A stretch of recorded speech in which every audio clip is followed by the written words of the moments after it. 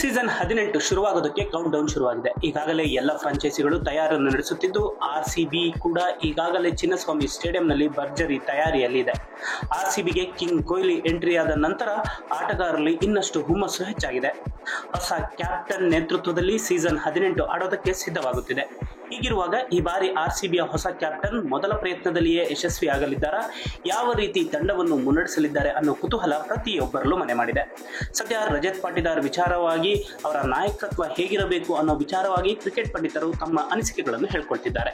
ಹೀಗಿರುವಾಗ ಇದೀಗ ಟೀಂ ಇಂಡಿಯಾದ ಮಾಜಿ ಆಟಗಾರ ಹರ್ಭಜನ್ ಸಿಂಗ್ ಕೂಡ ಈ ಬಾರಿ ಆರ್ಸಿಬಿ ತಂಡ ಯಾವ ರೀತಿ ಇರಲಿದೆ, ರಜತ್ ಕ್ಯಾಪ್ಟನ್ಸಿ ಬಗ್ಗೆ, ಅವರ ಸವಾಲಿನ ಬಗ್ಗೆ ಮಾತನಾಡಿದ್ದಾರೆ.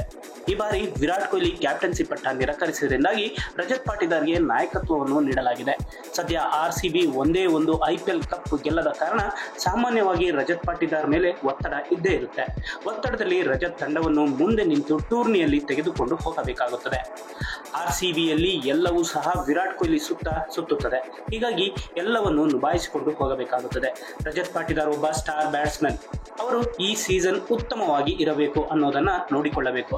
ಸದ್ಯ ಅವರನ್ನು ಆರ್ಸಿಬಿ 3 ಸೀಸನ್ಗಳಿಗಾಗಿ ನಾಯಕನನ್ನಾಗಿ ಆಯ್ಕೆ ಮಾಡಿಕೊಂಡಿದೆ.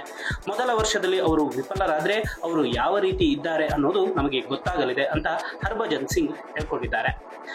ರಜತ್ ದೇಸಿ ಟೂರ್ನಿಗಳಲ್ಲಿ ಮಧ್ಯಪ್ರದೇಶ ತಂಡವನ್ನು ಮುನ್ನಡೆಸಿದ್ದಾರೆ. ತಂಡವನ್ನು ಫೈನಲ್ಗೆ ಕರೆದುಕೊಂಡು ಹೋಗಿದ್ದಾರೆ. ದೇಶವನ್ನು ಮುನ್ನಡೆಸುವುದಕ್ಕಿಂತ ಫ್ರಾಂಚೈಸಿ ತಂಡವನ್ನು ಮುನ್ನಡೆಸುವುದು ಕಷ್ಟ, ಜೊತೆಗೆ ಸವಾಲಿನ ಕೆಲಸ. ಸದ್ಯ ಆರ್ಸಿಬಿಯಲ್ಲಿ ಪ್ಲೇಯಿಂಗ್ 11 ಬಗ್ಗೆ ಅವರು ನಿರ್ಧರಿಸಬೇಕಾಗುತ್ತದೆ. ಅಲ್ಲದೆ ಅದರಲ್ಲಿ ಅವರಿಗೆ ಕ್ಲಾರಿಟಿ ಇರಬೇಕು. ಯಾವುದೇ ಒತ್ತಡ ಪಡೆದುಕೊಳ್ಳಬಾರದು. ಭಾರತವನ್ನು ಮುನ್ನಡೆಸುವುದಕ್ಕಿಂತ ಇದು ತುಂಬಾ ಕಷ್ಟದ ಕೆಲಸ, ಜೊತೆಗೆ ಕಠಿಣ ಸವಾಲಾಗಿರುತ್ತದೆ. ನಾನು IPL ನಲ್ಲಿ ಒಂದು ತಂಡವನ್ನು ಮುನ್ನಡೆಸಿರುವುದರಿಂದ ಇದನ್ನು ಹೇಳ್ತಿದ್ದೇನೆ. ಈ ಸವಾಲನ್ನು ರಜತ್ ಮೆಟ್ಟಿ ನಿಂತರೆ ಖಂಡಿತ ರಜತ್ ಮೊದಲ ವರ್ಷದಲ್ಲಿಯೇ ಸಕ್ಸಸ್ ಕಾಣಲಿದ್ದಾರೆ ಅನ್ನೋ ಮಾತನ್ನ ಹರ್ಭಜನ್ ಸಿಂಗ್ ಹೇಳ್ಕೊಂಡಿದ್ದಾರೆ. ಹಾಗಾದ್ರೆ ಹರ್ಭಜನ್ ಸಿಂಗ್ ಹೇಳಿಕೊಂಡಿರೋ ವಿಚಾರವಾಗಿ ನಿಮ್ಮ ಅನಿಸಿಕೆ, ಅಭಿಪ್ರಾಯವೇನು? ಕಮೆಂಟ್ ಮಾಡಿ ತಿಳಿಸಿ.